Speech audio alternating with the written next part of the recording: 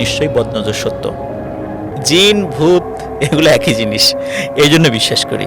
আপনার জানা মতো সবচেয়ে ভয়ঙ্কর জায়গা কোনটা? কোনো পুকুর, নদী বা এমন কোনো মোহনা যেই জায়গাগুলোতে অনেক দুর্ঘটনা ঘটেছে, এই জায়গাগুলো আমার কাছে খুব ভয়ঙ্কর লাগে। কেউ কেউ আছে মৃত প্রাণীর লাশ খেতে পছন্দ করে। আপনি কোনোদিন ভয় পেয়েছেন? বেশ কয়েকবার পেয়েছি, 3-4 বার পেয়েছি। এমন কোনো ঘটনা যেটার আসলে আপনি কোনো ব্যাখ্যা পান নাই? অনুষ্ঠানের শেষে একটা ঘটনা বলবো যার কোনো ব্যাখ্যা পাওয়া যায়নি।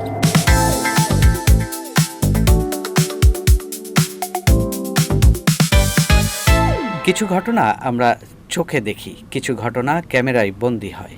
এমন কিছু ঘটনা আছে যেগুলোর কোনো ব্যাখ্যা নাই। এই যেমন আপনি রাত্রেবেলা একলা ঘরের মধ্যে শুয়ে আছেন, হঠাৎ কাউরি অনুভব করলেন, আবার হঠাৎ করে দেখলেন যে পরিবেশটা চেঞ্জ হয়ে গেল, আবার দেখলেন যে ঘরের মধ্যে মনে হচ্ছে কাউরি শব্দ অনুভব করা যাচ্ছে। এসব কি সব আমাদের মস্তিষ্কের কোনো কারুকাজ, নাকি এসবের বাইরেও এমন কিছু আছে যাদেরকে আমরা দেখতে পাই না, শুধু অনুভব করা যায়? দর্শক, ৭১ পডকাস্টে আপনাদেরকে স্বাগত জানাচ্ছি। আজকে আমাদের পডকাস্ট অনুষ্ঠানে যিনি গেস্ট হিসেবে আছেন, তিনি এই সমস্ত প্রশ্নের উত্তর খুঁজছেন দীর্ঘদিন থেকে। দর্শক, আমাদের সাথে আছেন আফনান দ্য হরর ওয়ার্ল্ডের আফনান ভাই, আপনাকে ৭১ পডকাস্টে স্বাগত জানাচ্ছি। আপনাকেও ধন্যবাদ, ৭১ টিভিকেও ধন্যবাদ আমাকে আমন্ত্রণ জানানোর জন্য। প্রথমেই জানতে চাই যে এই যে প্যারানর্মাল অ্যাক্টিভিটি যে আগ্রহ, বা প্রথম কোন ঘটনার কারণে আসলে আপনি এই প্যারানর্মাল অ্যাক্টিভিটির যে রহস্য, সেই রহস্য জানার চেষ্টা করছেন বা এই প্রশ্নগুলোর উত্তর খোঁজার চেষ্টা করছেন? আমি যখন খুব ছোট, ক্লাস 5-এ, তখন কাউন্ট ড্রাকুলার একটা কমিক্স বই পড়েছিলাম। ওখানে যেই ব্যাপারগুলো ছিল, ড্রাকুলা কিভাবে মানুষকে আক্রমণ করে, যাকে আক্রমণ করে সে কিভাবে আবার তার মতো হয়ে যায়, রক্ত চুষে খাচ্ছে, এটা থেকেই মূলত আমার আগ্রহের সৃষ্টি। এরপরে গিয়ে আমি মাদ্রাসায় ভর্তি হলাম। সেখানে দেখেছি অনেক সিনিয়র ভাইদের সাথে কিছু ভয়ঙ্কর ঘটনা ঘটেছে, এগুলো শুনতাম। আমাদের শ্রদ্ধেয় শিক্ষকগণও বিভিন্ন সময় বিভিন্ন ধরনের ঘটনা বলতেন, সেখান থেকে আগ্রহ। এছাড়া আমি যখন ছোটোবেলায় নানা বাড়িতে গিয়েছি, দাদা বাড়িতে গিয়েছি, সেখানে গিয়ে ভয়ের ঘটনা শুনেছি। তো এই কারণেই মূলত এগুলোর প্রতি একটা আগ্রহ জন্মে গেছে। সেখান থেকেই মূলত এটার জার্নি শুরু। এমন একটা ঘটনা বলেন, প্রথমেই আমরা শুনে নিই, একটু ভয় পেয়ে নিই, যেটা আজও আপনি মানে ভয় পান সেই ঘটনাটা মনে করলে। আসলে এমন ঘটনা যদি নিজের সাথে ঘটেছে এমন কিছু বলি, সেক্ষেত্রে ছোট ছোট কয়েকটি ঘটেছে। এটা তেমন উল্লেখযোগ্য নয়, কিন্তু যেই ঘটনাগুলো আমি দীর্ঘ সময় ধরে বলেছি, এর মধ্যে এমন অনেক ঘটনাই রয়েছে। যখন একলা থাকি, একলা রুমে থাকি, বা একলা বাইরে কোথাও জার্নি করছি, বা বাইরে কোথাও গিয়ে কোনো একটা হোটেলে একা একা আছি, তখন বিষয়গুলো মনে পড়ে। যেমন একটা বিষয় মনে পড়ে, একটি ঘটনা আমি শুনেছিলাম। বিশেষ করে যখন ট্যুরে যাই, তখন তো হোটেলে রাতে থাকতে হয় আর কি। একজন একটা হোটেলে গিয়েছে, দেখা গিয়েছে রাতের বেলা ওই হোটেলের ওয়াশরুমে, মানে ওইটার সাথে যে অ্যাটাচ ওয়াশরুম আর কি, সেখানে পানি পড়ছে। তো উনি চিন্তা করলেন যে যাই পানিটা বন্ধ করে দিয়ে আসি, পানির অপচয় হচ্ছে। তো উনি যখন উঠে ওই দরজাটা খুলে ভেতরে যাবেন আর কি ওয়াশরুমের, তখনই বুঝতে পারলেন দরজাটা ভেতর থেকে লক করা, মানে ভেতরে কেউ আছে। উনি চিন্তা করলেন কী ব্যাপার, এখানে কে, এই রুমে তো অন্য কারো থাকার কথা না। উনি চিন্তা করছেন যে আসলেই কি কেউ ভুল করে ঢুকে গেল কি না। অনেক সময় হয় কি, ওই আমরা যখন হোটেলে ঢুকি রুম লক করতে ভুলে যাই, তখন পাশের রুমের কেউ হয়তো বা নিজের রুম মনে করে ঢুকে যায়। এমন কিন্তু হয়, এরকম ভুল হয় অনেক সময়, নতুন জায়গা, নতুন পরিবেশের কারণে। পাশাপাশি রুম ভুল করেছে, দেখা গেল কোনো রুমের সংখ্যা 701, কোনটা 702, উনি ভুলে গেছেন। দরজা কোনো কারণে লক খোলা ছিল, ঢুকে পড়েছেন, সোজা ওয়াশরুমে ঢুকে গেছেন, উনি বুঝতেও পারেন নাই। তো উনি মনে করছেন এরকম কেউ হয়তো বা ভুলে ঢুকে পড়েছে। উনি নক করেছেন, ভাই কে ঢুকেছেন, এই রুম তো আপনার না। এরকম কয়েকবার নক করার পর আস্তে করে দরজাটা খুলে গেল। দরজা খোলার পর দেখতে পেলেন যে খুব বীভৎস একটা দৃশ্য। সেখানে একটা নারী অবয়ব আছে। নারী অবয়বটার চুলগুলো সামনের দিকে নিয়ে আসে আর কি, চেহারা ভালো বোঝা যাচ্ছে না। তো হঠাৎ করে সে মাথাটা তুলে এমনভাবে একটা শব্দ করেছে, তীক্ষ্ণ শব্দ, ওই তীক্ষ্ণ শব্দের কারণে তার সামনের চুলগুলো বাতাসে উড়ে সরে গেছে। আর তার যে চেহারাটা দেখা গিয়েছে খুবই ভয়ঙ্কর, মানুষের মুখ পুড়ে গেলে যেরকম হয় ঝলসানো ওই রকম। উনি তো ওখানেই সেন্সলেস হয়ে পড়ে গেছেন। আর ওখানে যে উনি সেন্সলেস হয়ে পড়ে গেছেন এটা তো আর হোটেল কর্তৃপক্ষ জানে না। হোটেল কর্তৃপক্ষ দেখেছেন যে উনি ওনার রুমের চাবি নিয়ে চলে গেছেন রিসিপশন থেকে, তাদের তো আর কোনো জানার দরকারও নাই, গেস্ট ঠিকঠাক মতো রুমে গেছেন। সকালবেলা যখন নাস্তা নিয়ে আসছেন তখন দরজা তো নক করে, দরজার খোলে না, অনেকক্ষণ নক করে, তারপর ইন্টারকমে ফোন দিয়েছে, রিসিভ করে না। এরপর তারা আর একটা যে চাবি থাকে তাদের কাছে, এটা দিয়ে খুলে দেখে যে উনি অজ্ঞান হয়ে পড়ে আছেন। তারপর তাকে যখন এ বিষয়ে জিজ্ঞেস করা হলো তখন উনি বলেন এই ঘটনা। তখন তো হোটেল কর্তৃপক্ষ আর কী বলবেন, ওনারা ওই সময় কিছু বললেন না, ওনারা বললেন এটা আপনার মনের ভুল, এটা যেটা আমরা সাধারণত বলে থাকি যে এটা কিন্তু আসল ব্যাপারটা হচ্ছে ওই ব্যক্তি পরবর্তীতে অ্যানালাইসিস করেছিলেন যে আসলে ওই রুমে কোনো সমস্যা আছে কিনা। পরে জানা গেল আসলে ওই রুমে সমস্যা আছে, তবে এমনটা না যে ওই রুমে কেউ সুইসাইড করেছে এমন কিছু না, এই হোটেলটা তৈরির পর থেকেই ওখানে সমস্যা আছে। আর যদি বলেন যে এরকম ঘটনা আপনাদের সাথে ঘটেছে কিনা, তবে আমি একদম রিসেন্ট একটা কথা বলতে পারি। আমাদের team, Afnan the horror world YouTube চ্যানেলের টিম, আমরা গিয়েছিলাম চট্টগ্রামের ভাটিয়ারিতে। ভাটিয়ারির যে জাহাজ ভাঙা শিল্প আছে এটার উপর একটা ভিডিও করার জন্য গিয়েছিলাম। তো ওখানে গিয়ে ভাটিয়ারি একটা হোটেলে ছিলাম, আমি হোটেলটার নাম বলছি না। ওই হোটেলে যাবার পরেই যখনই রুমের মধ্যে ঢুকেছি তখন দেখি যে দরজায় বিভিন্ন আরবি নকশা লাগানো। এখন আমাদের সবাই তো আসলে প্যারানরমাল বিষয়ে মোটামুটি জানে, ওনারা তো এটা দেখেই বুঝেছেন যে এখানে কোনো একটা সমস্যা আছে।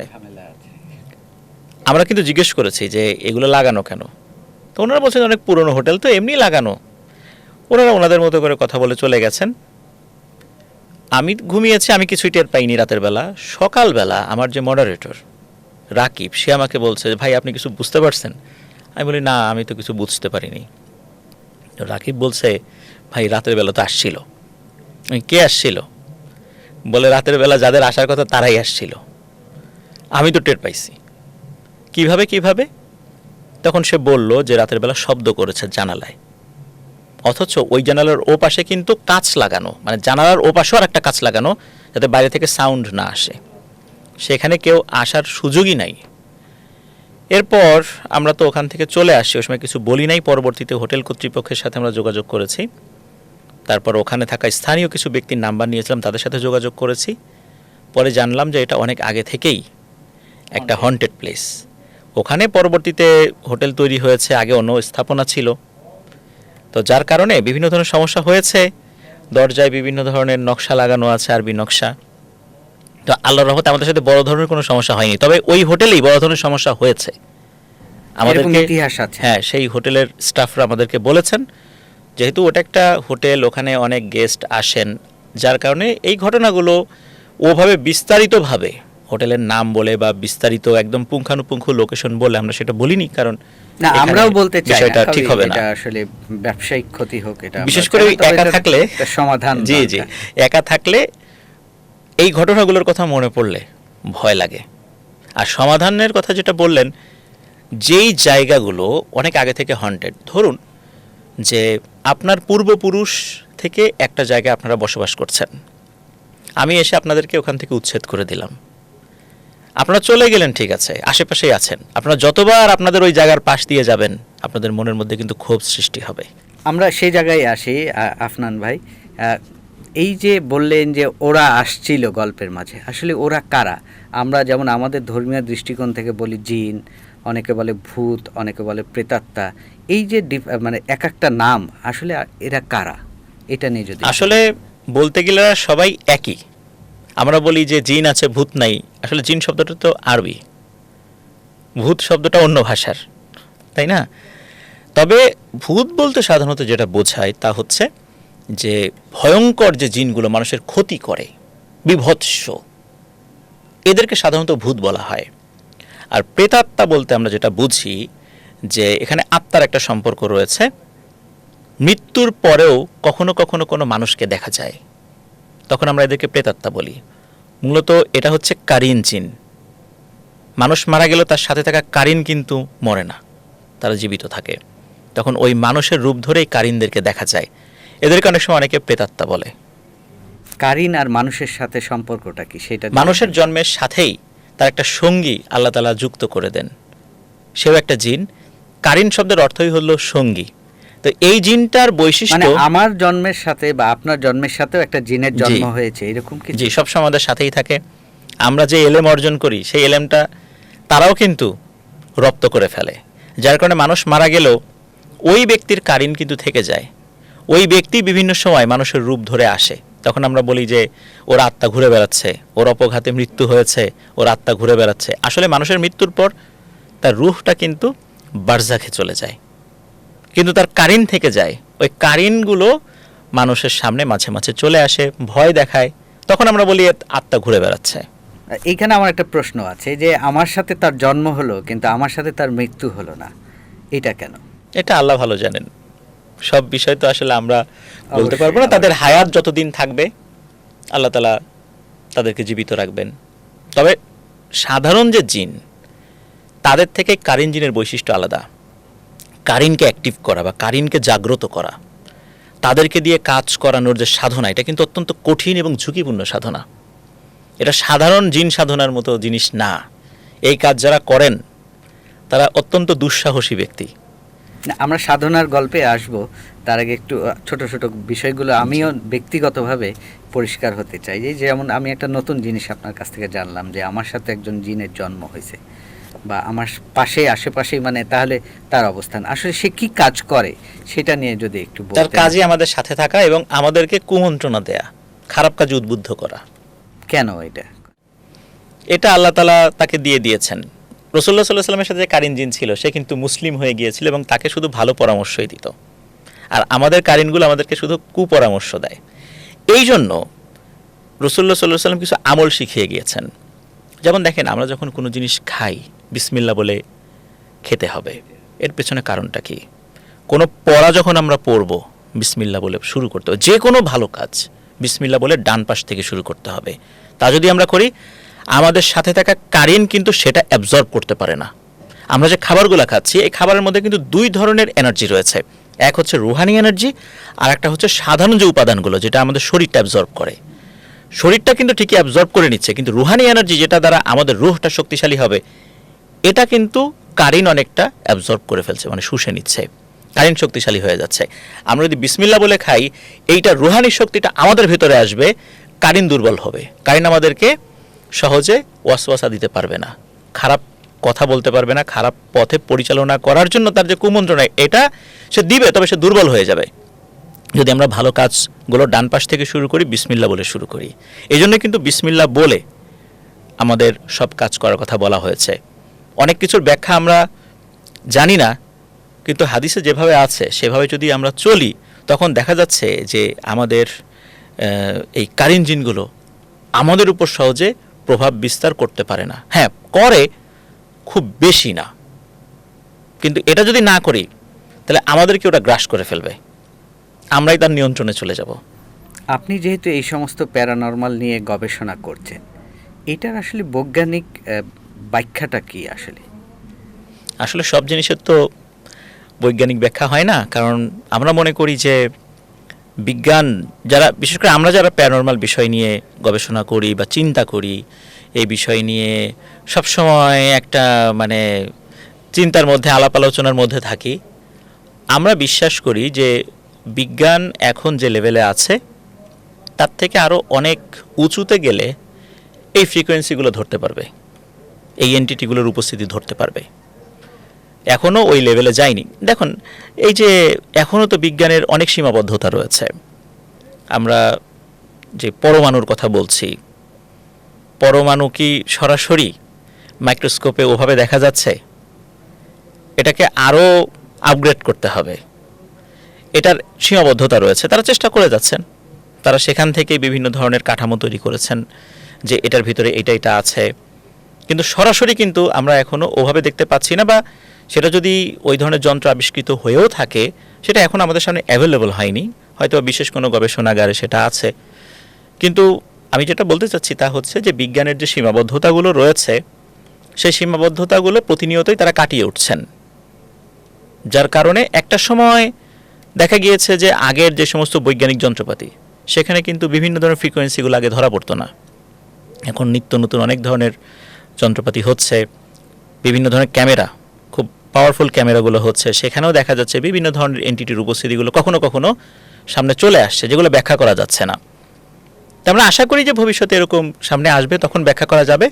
তবে বিজ্ঞান এখনও অনেক কিছুর ব্যাখ্যা করতে পারছে না, এটা বিজ্ঞানের দুর্বলতা।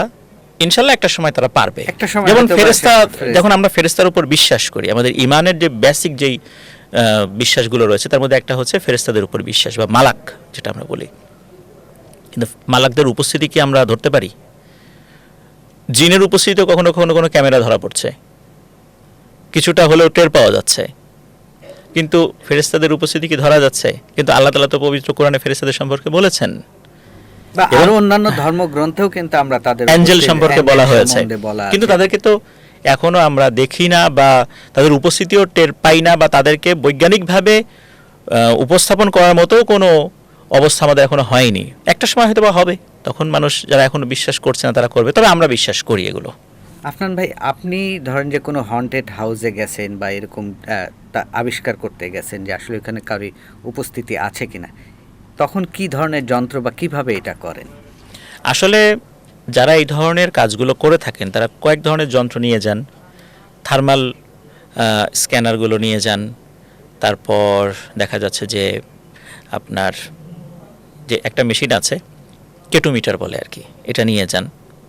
তো এইগুলো দিয়ে আসলে এক্স্যাক্টলি এদের উপস্থিতি শনাক্ত করা বেশ কঠিন, কারণ এটারও কিন্তু অনেকগুলো সীমাবদ্ধতা রয়েছে। আপনি থার্মাল কোনো যন্ত্র নিয়ে যদি যান, সেখানে দেখা যাচ্ছে সামনে হঠাৎ করে কোনো একটা এন্টিটি চলে আসছে যার টেম্পারেচার মাইনাসের নিচে। কোনো জীব তার বডির টেম্পারেচার তো মাইনাসের নিচে হবে না, আবার কারো কারো বডির টেম্পারেচার অনেক বেশি, যেটা কোনো জীবের পক্ষে সম্ভবই না, কারণ তার বডির টেম্পারেচার এত হবে না। এটা কখনো কখনো ধরা পড়ে যে এখানে এমন কিছু আছে যেটার বডির টেম্পারেচার এরকম, কিন্তু কেটোমিটার সীমাবদ্ধতা রয়েছে, যার কারণে এগুলো দিয়ে যে এক্স্যাক্ট আসলে পুঙ্খানুপুঙ্খভাবে বের করা যায় এটা বলা মুশকিল। তবে সাধারণত যারা এই ধরনের ইনভেস্টিগেশনগুলো করেন ওনারা এগুলোই নিয়ে যান, আমরাও এগুলো ব্যবহার করি। তবে আমি আসলে কোনো হন্টেড প্লেসে গিয়ে এই ধরনের যন্ত্রপাতি দিয়ে তাদেরকে বিরক্ত করার পক্ষপাতী না। আর এই কাজগুলো যারা সাধারণত করেন, রাতের বেলা যাচ্ছেন বা বিভিন্ন সময় যাচ্ছেন, এভাবে যাওয়া উচিত নয়। এতে করে কি হয়, ওই নেগেটিভ ফ্রিকোয়েন্সিটার সাথে আপনি যদি কানেক্টেড একবার হয়ে যান, তাহলে কিন্তু আপনার জীবনটা একদম নরক হয়ে যাবে। এরা যদি একবার কানেক্টেড হয়ে যায় আপনার সাথে, তাহলে কিন্তু সহজে ছাড়ানো যাবে না। আপনি হয়তো একটাকে ছাড়ালেন, দেখবেন আরও দুটো আসছে, দুটাকে ছাড়ালেন চারটা আসছে, জ্যামিতিক আকারে বাড়তেই থাকবে যদি একবার ওরা কানেক্টেড হয়ে যায় আপনার সাথে। এই জন্য আমি আসলে এগুলোতে কাউকে উৎসাহ দেই না। আমরা যে একদম করি না তা না, আমরা একদম করি না, এটা মানে আসলে বলাটা যাবে না। আমরা সেই অল্প একটা গল্প শুনতে চাই যে এরকম অভিজ্ঞতা হয়েছে বা এরকম সম্মুখীন হয়েছেন যেটা আসলে খুবই ভয়ঙ্কর বা খুবই আনপ্রেডিক্টেবল একটা অভিজ্ঞতা। আমরা এই ধরনের কোনো অভিজ্ঞতার মুখোমুখি এখনো হয়নি, কেননা আমরা এই কাজগুলো কম করি। আর আমি বিভিন্ন সময় বলেছি যে আমি বা আমার টিম যদি কোথাও যায়, আমরা বেশ কয়েক স্তরের নিরাপত্তা এটা আমরা মেনটেন করি। প্রথমত, আমরা যেখানে যাচ্ছি সেখানকার লোকাল লোকজন তারা বিষয়টা জানেন কি না, লোকাল লোকজনের সাথে যোগাযোগ করা যে আমরা এখানে আসছি। দেখা গেল আমরা ওখানে গেলাম, ডাকাত বলে হই হট্টগোল শুরু করে দিল, এমন তো হতে পারে। তো লোকাল লোকজনের সাথে আগে কথা বলে নেয়া, এটা একটা বিষয়। দ্বিতীয় কথা হচ্ছে যে ওখানে কোন ধরনের এন্টিটিগুলো বিদ্যমান আছে, ওখানে গেলাম আমরা, সেটার সাথে যদি কানেক্টেড হয়ে যাই বা ওখানে যদি আমাদেরকে আক্রমণ করে, তখন আমরা আমাদের পরিচিত রাকিদের সাথে আগে কথা বলে আমরা এই জায়গাটায় যাচ্ছি, তখন তারা আমাদেরকে যদি একটা সিকিউরিটি ক্লিয়ারেন্স দেয় যে হ্যাঁ ওইখানে আপনারা যেতে পারেন, এই সময় থেকে এই সময় যাবেন, এতটুকু কাজ করে চলে আসবেন, এতটুকু ভিডিও নিতে পারবেন, তখন আমরা সেখানে যাই। এছাড়া রাত বিরেতে গিয়ে ওখানে থাকা এন্টিটিদের বিরক্ত করা আমাদের পছন্দ না, এটা আমাদের পলিসিও না। আপনি একটা শব্দ ব্যবহার করলেন রাকি, জি, ইনারা কারা? রুকিয়া শব্দের অর্থ হচ্ছে ঝাড়ফুঁক করা। যারা ঝাড়ফুঁক করেন এই ধরনের প্যারানরমাল সমস্যার চিকিৎসার জন্য আর কি, তাদেরকে রাকি বলা হয়। আপনার সাথে রাকিদের পার্থক্যটা কি? আপনিও তো একজন গবেষক, বা ভূত নিয়ে বা এই ধরনের প্যারানর্মাল বিষয় নিয়ে গবেষণা করেন বা এই বিষয়গুলো নিয়ে চর্চা করেন, তাদের মধ্যে আর আপনার মধ্যে পার্থক্যটা কি? আমি প্যারানরমাল সমস্যায় আক্রান্ত ব্যক্তিদেরকে চিকিৎসা করি না, কারণ চিকিৎসা করার জন্য যে আলাদা ধরনের বিদ্যা দরকার, চিকিৎসা করার জন্য এক ধরনের আপনার বডির ভিতরে আলাদা এক ধরনের রুহানি এনার্জি প্রয়োজন।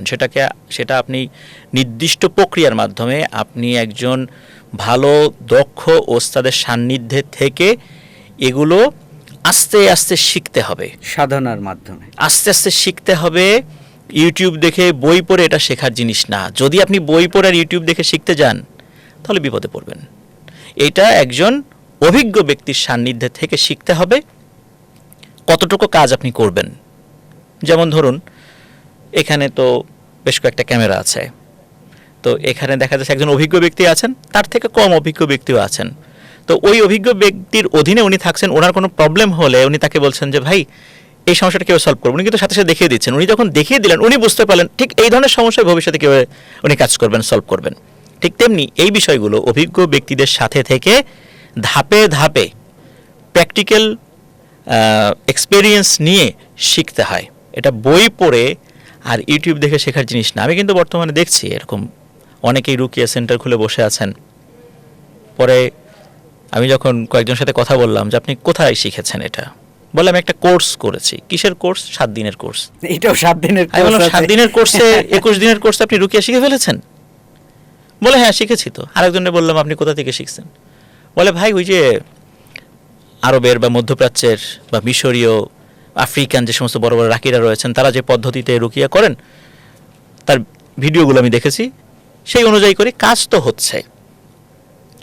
তাহলে বোঝেন বিষয়টা, এইটা একটা জটিল জিনিস এবং এটার ভয়াবহতা আমরা বুঝতে পারছি না বলেই ইউটিউব দেখে আর 7 দিন 21 দিনের কোর্স করে আমরা রুকিয়া করা শুরু করেছি। দেখা যাচ্ছে সাময়িক সময়ের জন্য কিছুটা উপশম হচ্ছে, ফাইনালি হচ্ছে না। সেশনের পর সেশন করছে, টাকা পয়সাও যাচ্ছে, ওনারাও বুঝতে পারছেন না সমস্যা সলভ হচ্ছে না কেন। কারণ আপনি যাদের থেকে মুক্ত করার চেষ্টা করছেন আপনার থেকেও তো হায়ার লেভেলের এনার্জি নিয়ে তারা বসে আছে।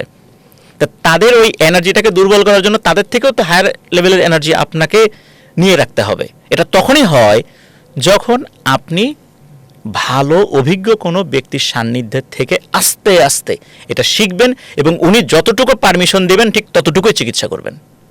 তাহলে যদি আপনি এই ব্যক্তির কাছ থেকে আল্লাহর রহমতে কোনো উপকার পান, তাছাড়া উপকার পরিবর্তে বিপদে পড়ার সম্ভাবনা বেশি। আপনিও বিপদে পড়বেন, ওই রাকিও বিপদে পড়বে। আরেকটা জিনিস জানতে চাই যে আমরা যাদেরকে বলছি যে আমাদের চোখে দেখা যায় না, অর্থাৎ জিন বা এনার্জি বলি, যে নেচার এনার্জি, তারা আসলে কত প্রকার, বা তাদের আমাদের যেমন মানুষের মধ্যে নানা ধরনের পদ আছে, ছেলে মেয়ে আছে, জাত আছে, তাদের মাঝেও কি এরকম কিছু আছে? আমি বেশ কয়েকজন রাকির সাথে কথা বলেছি, তো ওনাদের কাছ থেকে যে ধরনের তথ্য পেয়েছি বা আমরা যে ধরনের ঘটনাগুলো পাই, পবিত্র কোরআনে অল্প কয়েকটা প্রজাতির জিনের কথা আছে, কারিন আছে, গয়লান আছে, এরকম কয়েকটা আছে। কিন্তু এছাড়াও আরও বিভিন্ন প্রজাতি আছে, অনেক প্রজাতি আছে। যেমন ঘুল সম্প্রদায় আছে, এটা কিন্তু নরখাদক, মাংসাশী। আবার পানির নিচে জিন আছে। জিনেদের শরীরে বিভিন্ন কালার হয়, লাল, নীল, কালো। লাল কালারের জিনগুলো কিন্তু অত্যন্ত শক্তিশালী হয়ে থাকে। পানির নিচে জিনগুলো কিন্তু শক্তিশালী হয়ে থাকে। আপনি কিন্তু রুকিয়া করে এদেরকে সহজে হাজির করতে পারবেন না, খুব কঠিন। করা যায় না তা না, কঠিন। এই বিদ্যাটা খুব অল্প সংখ্যক ব্যক্তি জানেন। যিনি জানেন এমন একজন ব্যক্তির সন্ধান পেয়েছিলাম আর কি। তো মূলত ওদের যে কত প্রজাতি আছে, আমরা অল্প কিছু প্রজাতির নাম জানি। ইফরিদ, ঘুল, গয়লান, কারিন, মারিদ, এদের কথা জানি। এছাড়াও আরও অসংখ্য শাখা প্রশাখা আছে এদের গোত্রের মধ্যে, যাদের নাম আমরা আসলে জানি না। বললেন মাংসাশী, তারা কি মানুষ খেকো? হ্যাঁ, মানুষ খেকো। যেমন ঘুল সম্প্রদায়, এরা বিভিন্ন যে শ্মশানে, কবরস্থানে, তারপর এমন এমন নির্জন জায়গায় থাকে, ওখানে যদি মানুষ একবার পেয়ে যায় ও মানুষের হাড়গোড়ও পাওয়া যাবে না। আবার অনেকে মনে করে কবরস্থানে কি আসলে জিন থাকে, এটা অনেকে বিশ্বাস করতে চান না। কিন্তু আমাদের এমন অনেক রিয়েল ঘটনা আমরা পেয়েছি যে কবরস্থানেও জিন আছে। এই ঘটনাটা আমাদেরকে পাঠিয়েছিলেন বর্তমান ইটালির ভেনিসে থাকা একজন রেমিটেন্স যোদ্ধা ভাই মিঠু মাঝি, ওনার বাড়ি শরীয়তপুরে। তো উনি একটি ঘটনা পাঠিয়েছিলেন। এই ঘটনার সত্যতা আবার ওখানকার অনেকেই নিশ্চিত করেছেন ঘটনাটা প্রচারিত হওয়ার পর, যে একজন ভদ্রমহিলা উনি আসছিলেন ঢাকাতে। তো ওই সময় কিন্তু শরীয়তপুরে যাবার জন্য সরাসরি সড়ক পথে যাওয়া যেত না, লঞ্চেই যেতে হতো। এখন তো পদ্মা সেতু হওয়ার কারণে সরাসরি যাওয়া যায়। আরও আগের ঘটনা, হয়তো 80-র দশকের বা আর তারও কিছু পরে আর কি, সালটা ঠিক মনে নাই, উনি বলেছিলেন সালটা। তো উনি এখানে একটা প্রোগ্রাম এসেছিলেন ওনার হাজব্যান্ডের বাসায়, কিছু খাবার দাবার নিয়ে আবার যাচ্ছিলেন। তো উনি যখন লঞ্চ থেকে নেমে বাড়ির দিকে যাচ্ছেন, তখন দেখেন বিশাল দেহি একটা দানবীয় অবয়ব তার সাথে সাথে হাঁটছে। সে এমনভাবে হাঁটছে, তাকে দেখে উনি ভয় পাচ্ছেন, কিন্তু বুঝতে পেরেছেন ওই ভদ্রমহিলা যে এই খাবারটাই সে যাচ্ছে, কিন্তু উনি খাবারটা দেননি। একটা পর্যায়ে ওই অবয়বটা চলে যায়। এই খাবারটা রাতের বেলা বাসায় এনে খাওয়ার পরপরই উনি অসুস্থ হয়ে যান এবং মারা যান। মারা যাবার পর এর ভিতরে আরও অনেক ঘটনা ঘটেছে। যখন ওর লাশটা বাইরে রাখা হয়, তখনও আশেপাশের গাছপালা ভেঙে চুরে একটা অবয়ব আসতেছে। এটা কিন্তু উপস্থিত অনেকেই দেখেছেন। তাকে যখন কবর দেওয়া হয়েছে, কবর দেওয়ার পর যেই মসজিদ সংলগ্ন যে কবরস্থান, ওই মসজিদে যিনি মুয়াজ্জিন, উনি দেখেন যে রাতের বেলা ওই কবরের পাশে বিশাল দেহি একটা দানব কি যেন করতেছে। উনি তখন মাইকে ঘোষণা দিয়েছেন, ডাকাডাকি করেছেন, লোকজন চলে আসছে। তো এ থেকে বোঝা যায় যে কবরস্থানেও কিন্তু জিন ঢুকতে পারে, যারা নরখাদক জিন। এখন বলতে পারেন যে কীভাবে ঢুকতে পারে। আসলে অনেক শক্তিশালী জিন আছে। ধরুন যে এমন শক্তিশালী কোনো একটা সিকিউরিটি আছে চতুর্দিকে, কোনো একজন ব্যক্তি সেই সিকিউরিটির চোখ ফাঁকি দিয়ে বা সেই সিকিউরিটিটাকে ভেঙে ভেতরে ঢুকে পড়ছেন। সেই এনার্জি বা সেই শক্তি উনি কোনোভাবে অর্জন করেছেন, কিন্তু তার মানে এই না সবাই সেটা পারে, হয়তোবা সে সেটা পেরেছে। এই জন্য কবরস্থান যদিও বা পবিত্র জিনিস, তবে এই ধরনের কিছু শক্তিশালী জিন, সবার জন্য এটা মানে বলা যাবে না, এই ধরনের শক্তিশালী জিন আছে যারা এই সিকিউরিটিটাকে ব্রেক করে ভেতরে ঢোকার মতো সক্ষমতা সাধনা করে অর্জন করছে। মানুষের মধ্যেও এরকম অনেক, মানুষের মধ্যেও আছে অনেক এক্সট্রা ন্যাচারাল শক্তি থাকে যারা, ধরুন যে আমরা এমন কোন একটা প্লেসে নিজে যেতে পারছি না, কারণ আমাকে সেখানে লোকজন চেনে না বা ওখানে যাওয়ার পদ্ধতি আমি জানি না, আমার হয়ে আরেকজনকে পাঠাচ্ছিস, তিনি হয়তো বিষয়টা জানেন, ওইটা ম্যানেজ করে আসতে পারবেন। এরকম তো অনেক মানুষকেই তো আমাদের হয়ে বিভিন্ন জায়গায় আমরা পাঠাই কাজ করার জন্য, যিনি ওই কাজটা করতে পারবেন। ঠিক তেমনি ওদের মধ্যে এরকম অনেকে আছে। মানুষ এবং জিনের যে রিলেশন, এটা আসলে কি ধরনের relation? It's nothing but A did. চুক্তি ছাড়া এটা কোনো রিলেশন না। আমরা অনেক সময় বলি না যে অমুকে জিন পালে, এটা কি জিন কি আপনি বিড়াল, খরগোশ, কুকুর না অন্য কিছু যে আপনি পালবেন? জিন একটা স্বাধীন প্রাণী, তাকে বন্দি করে বশীভূত করে কাজ করা কারো জন্যই জায়েজ নেই। এটা সুলাইমান আলাইহিস সালামের জন্য খাস ছিল, এটা শুধু তার জন্য স্পেশাল পাওয়ার, স্পেশাল পাওয়ার। আল্লাহ তাআলা তাকেই শুধু এই নিয়ামতটা দিয়েছেন, অন্য কারোর জন্য না। তাহলে জিন কেন আপনার কথা শুনবে? জিনের সাথে একটা চুক্তি হয়, আপনি জিনের জন্য একটা কাজ করে দিবেন, জিন আপনার হয়ে কাজ করে দেবে। এই চুক্তিটা গোপন। এটা কিভাবে হয়েছিল? এটা যখন কেউ সাধনা করে, তখন কোনো জিন এসে বলে, ঠিক আছে তোমার কাছে আমি থাকবো, তোমাকে এই কাজগুলো করতে হবে সারা জীবন। তখন তিনি এই কাজগুলো করেন। আসলে আদতে আমরা জিনকে বশীভূত করি না, আমরাই জিনেদের বশীভূত হয়ে যাই।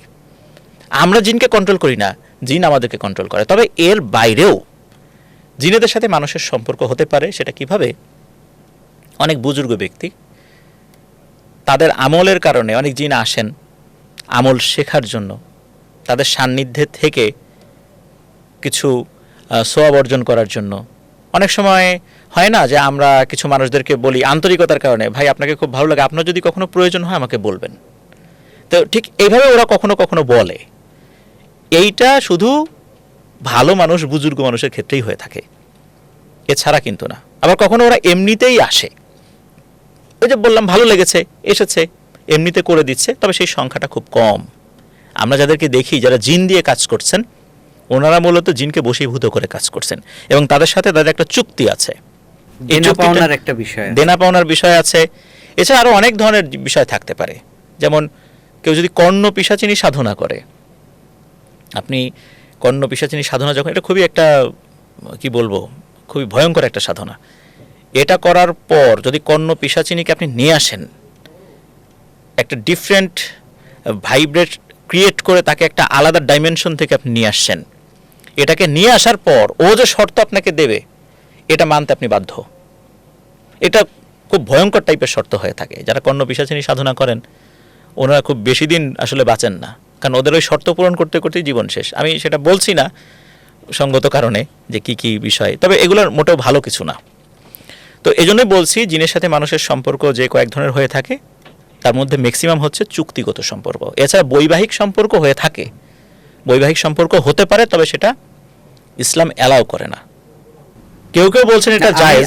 আমি যতদূর জানি যে আমরা যেমন মাটির তৈরি, জিন নাকি আগুনের তৈরি।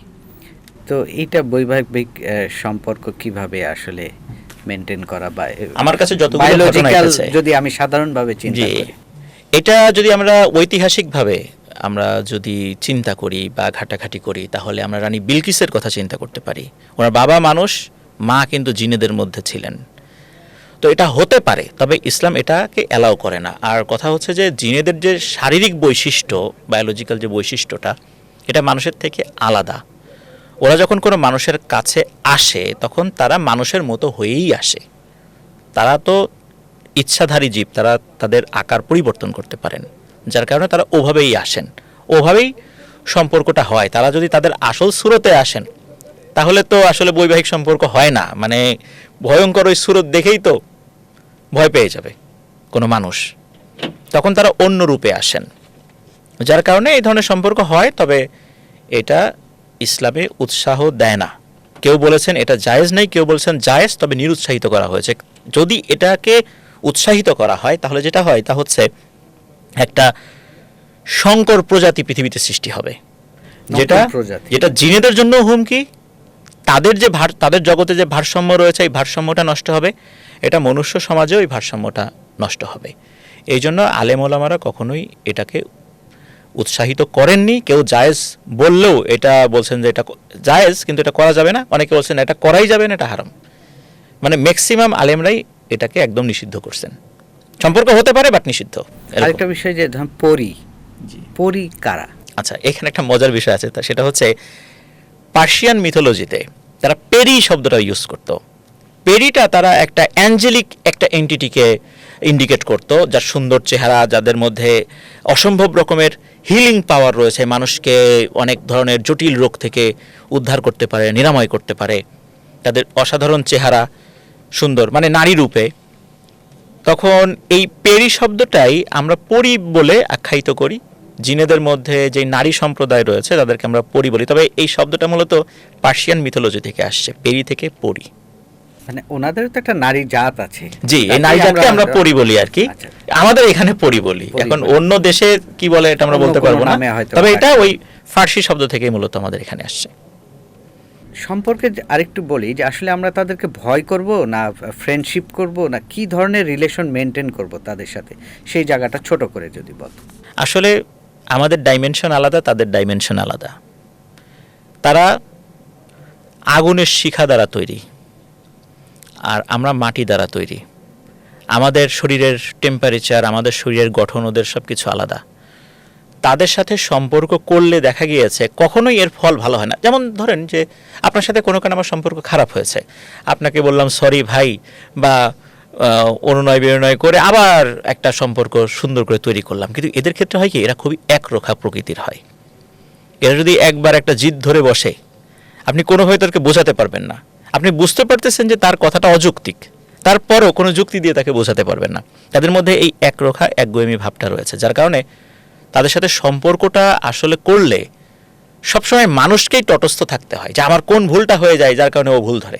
আবার বিষয়টা এরকমও হয়, তাদের সাথে সম্পর্ক করার কারণে আমাদের যেমন ক্ষতি হয়, আমাদের সাথে সম্পর্ক করার কারণে আমাদের কোনো ভুলের কারণে ওদেরও ক্ষতি হয়, যার কারণে আমাদের কোনো ভুলের কারণে ওরাও ক্ষিপ্ত হয়ে যায়। কারণ আমাদের জগৎ তাদের জগৎটা আলাদা, যার কারণে আসলে আমাদের সাথে সম্পর্ক এটা হতে পারে, হয়, তবে সেটা খুব একটা সুখকর হয় না। এটা না করাই উচিত। মানে একটু দূরত্ব রাখাই উচিত, একটু না বেশি দূরত্বই রাখা উচিত। আরেকটা জিনিস আপনার কাছ থেকে জানতে চাই, সেটা হচ্ছে যে ইদানিং আমরা দেখছি যে ব্ল্যাক ম্যাজিক, যেটা নিয়ে বেশ আমরা দেখি অনেকেই এটা নিয়ে নানা জায়গায় লেখালেখি করে, বা আসলে ব্ল্যাক ম্যাজিকের অস্তিত্বটা কি ধরনের, সেটা যদি একটু বলতেন। ব্ল্যাক ম্যাজিকের অরিজিনের কথা যদি আমরা চিন্তা করি যে এটা কীভাবে পৃথিবীতে এলো, আসলে এই ব্ল্যাক ম্যাজিকটা মূলত শয়তানের কাছ থেকে এটা মেইনলি এসেছে। কারণ দেখুন, এই আজাজিল সে কিন্তু জিনেদের মধ্যে, তার আগে জানি যে শয়তানটাকে, আচ্ছা, জিনেদের মধ্যে একটা জিন যখন ফেরেশতারা জিন জাতিকে ধ্বংস করার জন্য আল্লাহর নির্দেশে চলে আসলেন, তখন একটা জিন ফেরেশতাদেরকে সহযোগিতা করেছিল। পরে সে কিন্তু ফেরেশতাদের সাথে আসমানে চলে যায়, সেখানে গিয়ে সে সাধনা করে, ফেরেশতাদের সর্দার হয়। তখন কিন্তু আল্লাহ তাআলার জ্ঞান ভাণ্ডারের অনেক জ্ঞান আল্লাহ তাআলার ইচ্ছায় সে শিখেছে। এমন জ্ঞান শিখেছে যেই জ্ঞানগুলো আসলে চর্চা করা যাবে না, এটা সবার জন্য না, ডিফারেন্ট, খুব ডিপ ভেদগুলো সে জ্ঞান জেনেছে। তো এর মাধ্যমেই কিন্তু এই জিনিসগুলো চলে আসে। এরপর সে মানুষের মাধ্যমে মানুষের ভিতরে এটা ছড়িয়ে দেয়। পরবর্তীতে আল্লাহ তাআলা বাবেল শহরে হারুত এবং মারুত দুজন ফেরেশতাকে পাঠান। এই দুজন ফেরেশতা মানুষদেরকে শেখালেন যে এই যে কালো জাদুটা দেখছো, এটা কালো জাদু, এটা খারাপ, এটা খারাপ, এটা ভালো। মানুষ কিন্তু পার্থক্যই করতে পারতো না যে আসলে কোনটা ভালো কোনটা খারাপ। তো এরকম একটা সমস্যা কিন্তু দেখা দিল। আল্লাহ তাআলা হারুত এবং মারুত ফেরেশতাকে পাঠিয়ে এই দুটোকে আলাদা, মানে নবীদের মোজেজা কি জিনিস, ভালোটা কালো কি জাদু কি খারাপটা জিনিস, কি, এরকম কিছু। এটা ভালো, এটা খারাপ, এটা খারাপ, এটা তোমরা শিখো না, আমরা এসেছি তোমাদেরকে পরীক্ষা করানোর জন্য, তোমরা এটা শিখো না, আমি দেখাচ্ছি কিন্তু তোমরা এটা চর্চা করো না, এটা ভালো না, এটা খারাপ, এটা নিষিদ্ধ। তো এই যে হারুত এবং মারুত যেই জাদুগুলো দেখিয়েছিলেন বা এগুলো মানুষকে বলেছিলেন, এটা দেখিয়ে করিয়ে যে এটা কিন্তু ভালো না, এটা শয়তান তোমাদেরকে শেখাবে, অনেকেই শিখিয়েছে, কিন্তু মনে রেখো এটা চর্চা করা যাবে না, এটা শিরক, এটা কুফুর। তো এগুলো অনেকেই শেখার পর সেগুলো প্র্যাকটিস করেছেন। শয়তানেরা এই জাদুবিদ্যাগুলো মানুষকে শিখিয়েছে বিভিন্নভাবে। তো এভাবেই কিন্তু জাদুবিদ্যার চর্চাটা চলে এসেছে। এখন এটার অরিজিন নিয়ে অনেকেরই অনেক, হযরত আদম আলাইহিস সালামকে সিজদা করেননি আর কি, হযরত আদম আলাইহিস সালামকে হ্যাঁ, সিজদা করা, তখন তাকে বের করে দেয়া হলো, ইবলিশকে। এরপর তো সে মানুষকে ধোঁকা দেওয়ার জন্য কাজ এখনো চালিয়ে যাচ্ছে। আর ব্ল্যাক ম্যাজিক যেটা, এটা তো বিভিন্ন সময় চর্চিত হয়েছেই। পবিত্র কোরআনে অসংখ্যবার সেহের শব্দটা উল্লেখ আছে, সেটা হচ্ছে, এটার অর্থ হচ্ছে জাদু। তো জাদু করে স্বামী স্ত্রীর মধ্যে সম্পর্ক নষ্ট করে দেয়া যায়। আমাদের নবী কেউ জাদু হ্যাঁ, করা হয়েছিল, যার প্রেক্ষাপটে কিন্তু সূরা ফালাক এবং নাস নাজিল হয়েছিল। আমাদের প্রিয় নবী হযরত মুহাম্মদ সাল্লাল্লাহু আলাইহি সাল্লামকে যখন জাদু করা হলো, উনি তো শারীরিকভাবে অনেক অসুস্থ হয়ে পড়েছিলেন, এমনটাই আমরা জানি, যার প্রেক্ষাপটে সূরা ফালাক এবং নাস নাজিল হয়েছে আর কি। ওনার মাথার চুল দিয়ে জাদু করা হয়েছিল এবং যেটা একটা অন্ধকার কূপের মধ্যে রেখে দেয়া হয়েছিল জাদুর উপকরণ সহ। যেটা নিয়ে বিস্তারিত বিবরণ আছে, আমরা সেদিকে গেলাম না। তো জাদু শুরু থেকেই ছিল, এখনও আছে। তবে বিষয়টা হলো যে জাদু কিভাবে কাজ করে, আপনি তো এটার বৈজ্ঞানিকভাবে প্রমাণ করতে পারবেন না জাদু কিভাবে কাজ করে। জাদু দুইভাবে কাজ করে, এক হচ্ছে জিনের সহযোগিতায়। জাদুকরেরা সাধারণত কি করে, কোনো মানুষের তাদের ডাকনামটা শোনে বা নেয়, তার মায়ের নামটা নেয়। মায়ের নামটা এই কারণে নেয়, মায়ের সাথে তার একটা নার্ভের সম্পর্ক রয়েছে, নারীর সম্পর্ক রয়েছে, সেজন্য মায়ের নামটা নেয় আর কি। এরপর তারা ওই মানুষটাকে 4টা ভাগে ভাগ করে একটা ভাগে ফেলে, আগুন, পানি, মাটি, বাতাস। এই 4 ভাগের মধ্যে পঞ্চ ইন্দ্রিয় আছে, এই 4 ভাগে ফেলে জাদুর ক্ষেত্রে আর কি। জাদুর ক্ষেত্রে এই 4 ভাগের মধ্যে আপনি কোন ভাগে পড়বেন, প্রত্যেকেই কিন্তু 4 ভাগের মধ্যে কোনো না কোনো ভাগে পড়ে যায়। যেই ভাগে পড়ে যায় তখন কি করে, তারা এমন একটা নকশা, ওই নামের উপরে এমন একটা নকশা তৈরি করেন, ওই নকশার এমন একটা ফ্রিকোয়েন্সি আছে, এমন একটা এনার্জি আছে, ওই এনার্জিওয়ালা যেই জিনেরা আছে ওই আগুনের সাথে সম্পর্কযুক্ত, তারা ওইটার সাথে যুক্ত হয়ে যায়, তখন তারা ওই কাজটি করে দেয়। এটা হলো একভাবে হয়। আর একটা হচ্ছে জিনের সহযোগিতা ছাড়া এমন কিছু নাম আছে, মানে এসএম রয়েছে, এমন কিছু কথা রয়েছে, যে কথাগুলোর এমন কিছু ফ্রিকোয়েন্সি আছে, যেটা এমন কিছু ভাইব্রেশন ক্রিয়েট করে, এই ভাইব্রেশনটা আপনার সাথে যুক্ত হয়ে যাবে। যখন আপনার সাথে যুক্ত হয়ে যাবে, আপনার রুহের সাথে যুক্ত হয়ে যাবে, তখন এই ভাইব্রেশনটা মহাজাগতিক আরেকটা এনার্জির সাথে কানেক্ট করে দেবে আপনাকে। তখন আপনার শরীরে জাদুটা অ্যাক্টিভ হয়ে যাবে। এই জাদু কাটানোর জন্য আবার নির্দিষ্ট এসএম এর মাধ্যমে রুকিয়া করে ঝাড়ফুঁক করে এই ফ্রিকোয়েন্সিটাকে যদি কাটানো যায় তাহলে আপনি সুস্থ হবেন। আপনি খেয়াল করবেন যারা জাদুতে আক্রান্ত মেডিকেল ট্রিটমেন্ট করলে ভালো হয় না। এর পেছনে কারণ হচ্ছে আমাদের রোগ যেগুলো সাধারণ রোগ এগুলো আগে আমাদের বডিতে হিট করে। মানুষের বডিটা কেন যদি 3 ভাগে ভাগ করি, physical body, mental body, soul body. সাধারণত সাধারণ রোগগুলো আগে ফিজিক্যাল বডিতে হিট করে, এরপরে মেন্টাল বডিতে হিট করে। কিন্তু জাদুর ক্ষেত্রে হয় ঠিক অপোজিট ডিরেকশন থেকে, আগে সোল বডিকে হিট করবে, সোল বডিকে হিট করবে, আপনার মেন্টাল বডিকে হিট করবে, দেন ফিজিক্যাল বডিকে হিট করবে। আপনি যখন ডাক্তারের কাছে যাচ্ছেন উনি তো আগে আপনার ফিজিক্যাল বডি ট্রিটমেন্ট করছেন, উনি তো সোল বডি পর্যন্ত যেতে পারছেন না, যার কারণে সম্ভব না, যার কারণে জাদুগ্রস্ত ব্যক্তির চিকিৎসা মেডিকেল ট্রিটমেন্টে করলে দেখা যাচ্ছে ভালো হচ্ছে না।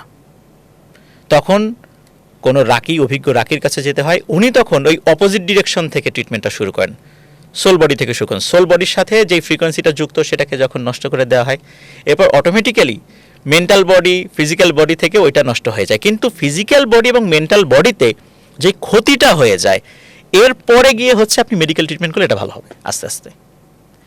ঠিক চিকিৎসাটা অপোজিট ডিরেকশন থেকে হয়, মানে রুকিয়ার ক্ষেত্রে। আর ডাক্তারি বিদ্যায় যেটা হয় এই জন্যই দেখা যাচ্ছে যে রোগী ভালো হয় না। এই কারণে দীর্ঘদিন ধরে ভুগছে। ওনারা নিজেরা বুঝতে পারবেন, আরও অবাক হয়ে যাবেন। আপনাকে আমি আগেও বলছিলাম অনুষ্ঠানটা শুরু করার আগে, বর্তমানে ক্যান্সার আক্রান্ত পেশেন্ট 100 জনের মধ্যে 90 জনই জাদুগ্রস্ত, ওনারা নিজেরাও বুঝতে পারছেন না। আবার এখন যত অসুস্থ মানুষ আমরা দেখতে পাই তাদের মধ্যেও 100 জনের মধ্যে 90 জনই কোনো না কোনোভাবে জিন জাদু দ্বারা আক্রান্ত। আমরা আমাদের জীবনযাপনের ক্ষেত্রে এমন এমন সমস্ত পদ্ধতি বেছে নিয়েছি যার কারণে এই দুষ্টু জিনেরা অনায়াসেই আমাদেরকে ক্ষতি করার সুযোগ পাচ্ছে। আল্লাহ তাআলা আমাদেরকে যে একটা বিশেষ নিরাপত্তা বলয় দিয়েছেন, একটা অরা দিয়েছেন, আমরা নিজেরাই সেটাকে আস্তে আস্তে দুর্বল করে দিচ্ছি, যার কারণে ওরা অনায়াসেই আমাদেরকে আক্রমণ করছে। এই জন্য অসুস্থ মানুষের সংখ্যাও বেড়ে গেছে। এখন আপনি বলতে পারবেন আমাদের খাদ্যাভ্যাস, রাতে ঘুম হচ্ছে না, এই সমস্ত কারণে হচ্ছে। হ্যাঁ, এটা হচ্ছে, এটাও সত্য। আমি যেটা বললাম এটা শুনলে অনেকে হাসতেও পারেন যে কি বলছেন, এর তো একটা কোনো সায়েন্টিফিক্যালি কোনো প্রমাণ নাই, এর তো কোনো প্রমাণ নাই। আসলে আমরা যারা এগুলো নিয়ে চিন্তা করি, একটু গবেষণা করার চেষ্টা করি, আমরা দেখি ভয়াবহতা। দেখুন, আমরা কিন্তু হরহামেশাই যে কাজটা করি, একটা সন্তান হয়েছে, ছবিটা তুলে ফেসবুকে দিয়ে বলি যে এই যে দেখো আমার ভাতিজা বা আমার ছেলে বা আমার মেয়ে। এইটা আমরা নিজেরা কি বুঝতে পারছি যে কি ভয়ঙ্কর ক্ষতিটা আমরা ওই বাচ্চার করে দিলাম? আমরা কিন্তু বুঝতে পারছি না। হাদিসে আছে ইন্না আইনুল হক, নিশ্চয়ই বদনজর সত্য। এই বদনজরটা কি ভয়াবহ! রাসূলুল্লাহ সাল্লাল্লাহু আলাইহি ওয়াসাল্লাম বলছেন যে বদনজর মানুষকে কবর পর্যন্ত পৌঁছে দেয় আর উটকে ডেকচি পর্যন্ত, মানে তাকে একদম রান্না করে খেয়ে ফেলা, মানে তাকে মেরে ফেলে। ভাগ্যকে যদি কেউ অতিক্রম করতে পারতো বদনজর করত। অনেকে বলে বদনজর তাহলে কিভাবে হয়, এটা কিভাবে কাজ করে? আমরা যখন কারো দিকে তাকাই বা কারো একটা ভালো কাজ দেখে আমরা যখন ঈর্ষান্বিত হই, আমরা এমনটা না যে ইচ্ছা করে বদনজর দিচ্ছি। যখনই কারো কোনো সফলতা বা কারো ভালো কিছু দেখার পর আমাদের মনের মধ্যে আফসোস লাগবে, জেলাসি লাগবে, আক্ষেপ, তখন হয় কি আমাদের রুহের মধ্যে একটা ডিফারেন্ট নেগেটিভ এনার্জি তৈরি হয়, যেটা আমাদের দৃষ্টির মাধ্যম দিয়ে তাকে গিয়ে হিট করে। এখন এটার তো কোনো সায়েন্টিফিক ব্যাখ্যা নেই। আমার এই কথা শোনার পর তো অনেকে হাসবেন যে কি বলে, তো পাগলের প্রলাপ ছাড়া কিছুই না। কিন্তু আমরা যারা এগুলো নিয়ে চিন্তা করি, ভাবি, এগুলো নিয়ে অ্যানালাইসিস করি, আমাদের কাছে এই সত্যতাই মানে উঠে এসেছে যে আসলে এটা এভাবেই কাজ করে, বদনজর এভাবেই কাজ করে। কারণ হাদিসে রয়েছে বদনজর সত্য এবং বদনজর কাজও করে। তাহলে কিভাবে কাজ করে, এটা কিভাবে হয়, এটা নিয়ে যখন চিন্তা করলাম তখন দেখলাম এভাবে হয়। মানুষ ইচ্ছা করে বদনজর দেয় না, লেগে যায়, এভাবেই লেগে যায়। এমনকি আপনি যদি সামনে নাও থাকেন, এই যে ছবি দেখছি, আমরা কি করছি, কোনো একটা রেস্টুরেন্টে খেতে গিয়েছি, অনেক খাবার, সুন্দর করে ছবি দিলাম খাবারের, কোথাও পরিবার নিয়ে বেড়াতে গিয়েছি, ছবি দিলাম। এগুলো আল্লাহর একটা বিশেষ নিয়ামত। আল্লাহ তাআলা পারিবারিক যেই নিয়ামতগুলো আছে এগুলো তো পারিবারিক, এগুলো প্রাইভেট, এগুলো পাবলিক না। কিন্তু আমরা এগুলো যখন পাবলিক করে দিচ্ছি তখন কিন্তু বদনজরের শিকার হচ্ছি। এই জন্য এই ধরনের আনন্দঘন মুহূর্তগুলো আমাদের আসলে সবার সাথে শেয়ার করা উচিত নয়। যেমন আমি মাঝে মাঝে বলি, ঘটনার মধ্যে বলি, বিভিন্ন জায়গায় বলি, একই কথা বারবার বলি, যাতে করে আসলে অনেকেই সতর্ক হন, বোঝার চেষ্টা করেন। অনেকেই বোঝেন না, হাসাহাসিও করেন। কয়েকটা বিষয় আসলে প্রকাশ করা উচিত নয়। আপনার পূর্ব পরিকল্পনা, আপনি কী পরিকল্পনা করছেন সবার সাথে শেয়ার করা উচিত না। যাদের সাথে শেয়ার করলে এই পরিকল্পনাটা সামনের দিকে এগিয়ে যাবে শুধু তাদের সাথে। আপনার সন্তানের ভালো গুণগুলো আপনি সবার সাথে শেয়ার করবেন না। সন্তান একটা প্রাইজ পেয়েছে, এটা করেছে, ওটা করেছে, সাথে সাথে ফেসবুক নামক এই জিনিসটার মধ্যে দিয়ে দিচ্ছি আমরা। সবাইকে আলহামদুলিল্লাহ বলে বা আলহামদুলিল্লাহ আমি বললাম, আমার মনের মধ্যে কি জেলাসি আসতে পারে না? কোনো কারণ ছাড়াই। এমনকি আমি বিয়েও করি না, আমার সন্তানেদের নাই, তারপর আরেকজন সন্তানের ভালো কিছু দেখে আমার মধ্যে জেলাসি আসতেছে। এটা কেন? এর কারণে কিন্তু বদনজরটা লাগছে। আর একটা হচ্ছে আল্লাহ তাআলা যে নিয়ামত দিয়েছেন, আপনার উপার্জন, পারিবারিক সুন্দর মুহূর্তগুলো, এগুলো পাবলিক করা যাবে না। তাহলে আল্লাহর রহমতে বদনজর থেকে আমরা অনেকটাই বেঁচে থাকতে পারবো ইনশাল্লাহ। অনেক সময় আমরা দেখি যে প্রমোশন হয়েছে বা একটা ভালো কোনো অ্যাচিভমেন্ট হয়েছে, সেগুলো কিন্তু সামাজিক মাধ্যমে শেয়ার করি। বাবু থেকে শুরু করে নিজের কোনো একটা অ্যাচিভমেন্টকে, সেগুলো থেকে আসলে বদনজরের যে জায়গাটা, অবশ্যই সেটাই- এগুলো করা উচিত নয়। আর একটা আমি শুরুতে বলেছিলাম কারিন সম্পর্কে। কারিনকে অ্যাক্টিভ করার পেছনে অন্যতম একটা সাধনা, যে সাধনাটা কিন্তু হয়ই মানুষের তাসবির বা ছবি দিয়ে। একটা সময় তো আসলে এরকম ছবি তোলার সিস্টেম ছিল না, তখন ছবি আঁকানো হতো তার মতো করে। মানে সে চিন্তা করে, ধরেন যে উনি একটা পেন্সিল নিচ্ছেন, উনি কিন্তু কোনো আর্টিস্ট না, কিন্তু উনি কল্পনা করছেন এই ছবিটা তার। যে আমি আপনার ছবি আঁকাচ্ছি, আমি কল্পনা করছি যে আমি আপনার ছবি আঁকাচ্ছি, একটা চশমা আঁকালাম, হালকা দাড়ি আঁকালাম, কিন্তু ছবিটা আপনার মতো হয়নি। কিন্তু আমার মনের মধ্যে নিয়তটা আছে ছবিটা আপনার। তখন ওই ছবির উপর যখন কোনো জাদু করা হবে, আপনার কারিন এখানে অ্যাক্টিভ হয়ে যাবে। তখন এই ছবি দিয়ে আপনাকে ক্ষতি করা সম্ভব, আপনার মতো চেহারা না হলেও। আর এখন তো ছবি আমরা তুলে সবসময় হুবহুই পেয়ে যাচ্ছি। হুবহুই পেয়ে যাচ্ছি। এখানে তো জাদু করার মানে জন্য আমরা আরও অনেক ধাপ এগিয়ে দিয়েছি নিজেদেরকেই। আমি এর আগেও বিভিন্ন জায়গায় বলেছিলাম যে ছবির মাধ্যমে জাদু করা যায়। অনেকেই হাসাহাসি করেছেন যে এটা আসলে হাস্যকর বিষয় ছাড়া কিছু না। আসলেই হাস্যকর, কারণ যেহেতু এটার কোনো সায়েন্টিফিক ব্যাখ্যা আমার কাছে নাই, আমি কোনো প্রুফ দিতে পারবো না। এটা হাস্যকর নিঃসন্দেহে। যাদের বিশ্বাস হবে না তারা হাসতেই পারেন, কিন্তু যারা বিশ্বাস করেন তারা সতর্ক হয়ে যান। একদম একদম। আমাদের তো বডিটা একটা এনার্জির ফ্যাক্টরি বলতে পারে, বা একটা পাওয়ার জেনারেট করতে পারে, খুবই শক্তিশালী পাওয়ার। যেমন ধরেন টেলিপ্যাথি বা আরও এই ধরনের আরও অনেক কিছুই আছে। তা আসলে আমরা এই ধরনের প্যারানর্মাল বিষয়গুলোকে অনুসন্ধান করব নাকি ভয় পাবো, সেটা দিয়ে আমরা আসলে সেটা জেনেই শেষ করব আজকের আলোচনা। আমরা প্যারানর্মাল বিষয়কে ভয় পাবো না।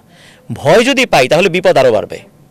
আমরা যখন ভয় পাই তখন কিন্তু জিনেরা আমাদের উপর জাদু বা প্রভাব বিস্তার করার জন্য এক ধাপ না কয়েক ধাপ এগিয়ে যায়। আমরা আল্লাহর উপর ভরসা রাখবো, সাবধানে থাকবো, আল্লাহ তাআলার উপর এই ইয়াকিনটা রাখবো যে আল্লাহর ইচ্ছা ছাড়া কিছুই হয় না। আমার নসিবে যদি থাকে যে সে আমার ক্ষতি করবে, ক্ষতি করবে, কিন্তু আমরা আল্লাহর উপর ভরসা করি, তার গোলামি করি, আল্লাহ আমাদেরকে হেফাজত করবেন। আর আমরা আল্লাহর দেয়া এবং তার রাসূলুল্লাহ সাল্লাল্লাহু আলাইহি ওয়াসাল্লামের দেয়া যে আমলগুলো রয়েছে সেগুলো করব, ইনশাল্লাহ এরা আমাদের কোনো ক্ষতি করতে পারবে না। কিন্তু আমরা যতই আমল করি না কেন, ফেসবুকে ছবি দিয়ে আমাদের নিজেদের ব্যক্তিগত সব জিনিসগুলোকে পাবলিক করে দিয়ে যদি আমল করতে থাকি, তাহলে আসলে এই আমলগুলো কোনো কাজে আসবে না। মানে আমি দরজা খুলে দিয়ে বললাম যে আমার বাসায় প্রবেশ নিষেধ, এইরকম কিছু একটা। এক্স্যাক্টলি এরকমই আর কি। এগুলো করা যাবে না। আপনার ভাই, আপনার এই আলোচনার মাধ্যমে অনেক কিছুই জানলাম, শিখলাম। ছোট্ট করে একটা শেষে একটা অভিজ্ঞতার গল্প দিয়ে আমরা শেষ করব। আচ্ছা, ছোট্ট করে যদি কোনো গল্প বলতে যাই,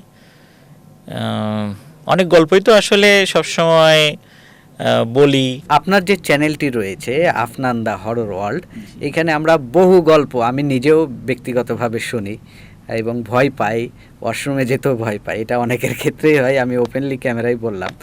এরকম একটা ভয়ঙ্কর গল্প বলেন যেন আমাদের দর্শকরা শুনে ভয়ও পায়, আবার রহস্যও যেন থাকে। একটা রহস্যময় গল্পই বলি। ভয় কতটুকু পাবে ঠিক জানি না, তবে এইটা আমার কাছে এখনও রহস্যই রয়ে গেছে। এই ঘটনাটা এখন থেকে প্রায় 3 বছর আগে আমি শেয়ার করেছিলাম। আমার ঠিক নামটা মনে নাই, মানে যিনি পাঠিয়েছেন তার নামটা মনে করতে পারছি না। ঘটনাটা এমন যে দুজন ব্যক্তি ওনারা মাছ ধরেন নদীতে। সকালবেলা ফজরের নামাজের পরপরই যখন আলো ফুটেছে মাছ ধরার জন্য নদীতে গিয়েছেন। গিয়ে দেখেন নদীতে নৌকাগুলো সব ঠিকঠাকই আছে, একজন মানুষও নাই, একটা মানুষও নাই, শুধু ওনারা দুজন। চিন্তা করলেন ভালোই হয়েছে, যাই তাড়াতাড়ি গিয়ে কিছু মাছ টাছ ধরে ফেলি। মাছ ধরতে গিয়েছেন, এদিকে বেলা বেড়েছে, আশেপাশে কোনো মানুষকেই দেখছেন না, নদীর এপাশ ওপাশে কোনো কৃষককেও দেখছেন না, গরু ছাগলও দেখছেন না। অনেক সময় তো গরু ছাগলগুলো আশেপাশে বাধা থাকে। তখন চিন্তা করেন কী ব্যাপার, লোকজন নাই কেন? ভাবলেন যে একটু পরেই তো জোহরের আজান দেবে, দেখি আজানের পর বাড়িতে যাব। এদিকে অনেকক্ষণ হয়ে যায়, জোহরের আজানের শব্দও পাওয়া যাচ্ছে না। ঘটনাটা কি? তখন নৌকাটা একপাশে রেখে ওনারা ওপাশে দেখছেন যে কোনো লোকজন কৃষিকাজ করছে কিনা। দেখা গেল কোনো মানুষও নাই, আকাশ দিয়ে কোনো পাখিও উঠছে না। ওনারা তো খুবই অবাক। তখন বললেন যে কিরে, অবস্থা তো বেশি ভালো মনে হচ্ছে না, চল তো বাড়িতে যাই। দুজন বাড়িতে গিয়েছেন। গিয়ে দেখেন এই যে ওনারা যে যতটুকু পথ অতিক্রম করেছেন কোনো মানুষের সাথে দেখা হয়নি, গরু ছাগলও না, পাখিও না, হাঁস মুরগির সাথেও না। বাড়িতে গিয়েছেন, গিয়ে ডাকাডাকি করছেন। দুজনের বাড়ি কাছাকাছি পাশাপাশি, একজন হচ্ছে ওস্তাদ আর একজন শাগরেদ আর কি। তো ওস্তাদ গিয়েছেন বাড়িতে, গিয়ে দেখেন বাড়িতে কোনো লোকজনই নেই, তার হাঁস মুরগিও নাই, গরু ছাগলও নাই, কিছুই নাই, তবে বাড়ি ঠিকঠাকই আছে। চিন্তা করলেন কী ব্যাপার, এগুলো সব গেল কোথায়? চিন্তা করছে ওনার ওয়াইফ হয়তো বাচ্চা কাচ্চা নিয়ে পাশের কোনো প্রতিবেশীর বাড়িতে গিয়েছে, হাঁস মুরগিগুলো ছেড়ে দিয়েছে, গরু ছাগল মাঠে নিয়ে বেঁধে রেখেছে। তো উনি বাসা থেকে বাইরে বের হয়েছেন। ওই সময় ওনার যে শাগরেদ সে আবার হন্তদন্ত হয়ে ফিরে এসে বলছে, ওস্তাদ আমার বাড়িতে তো কেউই নাই, একটা বিষয় খেয়াল করছেন, আমরা কাউকে কিন্তু দেখতে পেলাম না, একটা মানুষ তো নাই, একটা কাকপক্ষীও দেখা গেল না। ঘটনাটা কি? ওনারা আবার সেই নদীর ওই দিকটাতেই ছুটে গেলেন, ওই নৌকার ওখানে। তখনও দেখা গেল ওই নদীতে যেই নৌকাগুলো বাঁধা ছিল সকালবেলা ওভাবেই আছে, একটা মানুষও নাই। ওনারা বুঝতে পারছিলেন না আসলে হচ্ছেটা কি, এরকম তো হওয়ার কথা না। এরপরে ওনাদের কিছু আর মনে নাই। ওনাদের যখন সেন্স ফেরত আসে, ওনারা অজ্ঞান হয়ে গিয়েছিলেন, যখন সেন্স ফেরত আসে দেখেন আশেপাশে অনেক মানুষজন। ঘটনা কি? তখন জানতে পারলেন ওনারা বেশ কিছুদিন নাকি সকালবেলা বাইরে বের হওয়ার পর বাড়িতেই আসেন নাই। অথচ ওনারা বলতেছে এই তো আমরা তো কিছুক্ষণ আগেই বাসা থেকে আবার ঘুরে আসলাম, এখন আমরা কোথায়? লোকজন এখন দেখা যাচ্ছে। আর একটা বিষয়, ওনাদের হাত পা বাঁধা ছিল, হাতটা এরকম বাঁধা ছিল আর কি দুজনেরই। এই হাতকে বাঁধলো আর ওনারা যে সকালে বের হলেন, মানুষকে দেখলেন, আসলে কি ওনারা অন্য কোনো ডাইমেনশনে চলে গিয়েছিলেন, অন্য কোনো জগতে চলে গিয়েছিলেন। এইটার রহস্য ওনারা পরবর্তীতে কোনো হুজুর কবিরাজ দেখিয়েও বের করতে পারেন নাই। এই ঘটনাটা আমাকে আজও ভাবায়। এবং এইটার সত্যতা ওই এলাকায় খোঁজ নিয়ে হ্যাঁ, ওই দুইজন ব্যক্তি শুধু বলতে পারেন, অন্যরা তো দেখে যে তারা কয়েকদিন ছিল না। তার পরিবার থেকে কিন্তু থানায় জিডিও করেছে, নিখোঁজ জিডি। পুলিশও এসে জিজ্ঞেস করে তার কাছে, তারা তো একই কথা বলে। মানে এর মাঝেই অনেক দিন কিন্তু এর মধ্যে বেশ কয়েকদিন চলে গেছে, কিন্তু তারা জানেন যে তারা এই সকালে বের হয়ে অনেকক্ষণ মাছ ধরেছেন, তারা মাছ কিন্তু পান নাই। আরেকটা বিষয়, তারা কিন্তু মাছ পান নাই, নদীতে ধরছেন, পরে ক্লান্ত হয়ে বাড়িতে ফেরত আসছেন, এসে দেখে কেউ নাই। তো এর মধ্যে যে কয়েকদিন চলে গেছে ওনারা জানেনই না। ওনারা চিন্তা করছেন যে আমরা হয়তো বা কিছুক্ষণ আগে অজ্ঞান হয়ে গেছি, এখন জ্ঞান ফিরছে। কিন্তু আরেকটা বিষয় খেয়াল করলেন যে ওনাদের ওই কয়েকদিন যে ছিলেন না, ওনাদের মুখে কিন্তু ছোট ছোট দাড়ি গোফও গজিয়ে গিয়েছে। মুখে হাত দিয়ে দেখলেন যে আসলেই তো আমরা কয়েকদিন ছিলাম না, তাহলে আমাদের তো ক্লিন শেপ ছিল যেদিন বের হয়েছি, এরকম তো আর কথা ছিল না। মানে ওনারা কি টাইম ট্রাভেল করলো এরকম কিছু একটা? এটা এক রহস্য, এটা কেউ বলতে পারেন নাই যে আসলে ঘটনাটা কি হয়েছে। এইটা হতে পারে এরকম টাইম ট্রাভেল করেছেন, অথবা ওনারা হঠাৎ করে এমন কোনো ডাইমেনশনে চলে গিয়েছেন, নতুন কোনো জগতে, অথবা তাদেরকে নিয়ে যাওয়া হয়েছে আবার ফেরত দেওয়া হয়েছে, নাহলে হাত পা বাঁধা থাকবে কেন? এটা এক রহস্যই। এটা আমাকে আজও ভাবায়। মাঝে মাঝে বিভিন্ন আলাপ আলোচনার ভিতরে এই গল্পটা আমি করি যে এটা খুবই অন্যরকম একটা বিষয় ছিল। আফনান ভাই, অসংখ্য ধন্যবাদ ৭১ পডকাস্টে আসার জন্য। দর্শক, এতক্ষণ আপনারা শুনছিলেন আফনান দা হরর শোয়ের আফনান ভাইয়ের নানা অভিজ্ঞতার গল্প। আপনারা নিশ্চয়ই জীবনে এরকম অনেক অভিজ্ঞতার সম্মুখীন হয়েছেন। তো আফনান ভাইয়ের এই গল্প শুনে আপনারা নিশ্চয়ই বুঝতে পেরেছেন যে আসলে ভয় পাওয়ার কিছু নেই, এটাকে আসলে সুন্দরভাবে বুঝে সেটার সম্মুখীন করা। আমরা আগামী পর্বে নতুন কোনো গল্প নিয়ে হাজির হব। সঙ্গে থাকার জন্য ধন্যবাদ।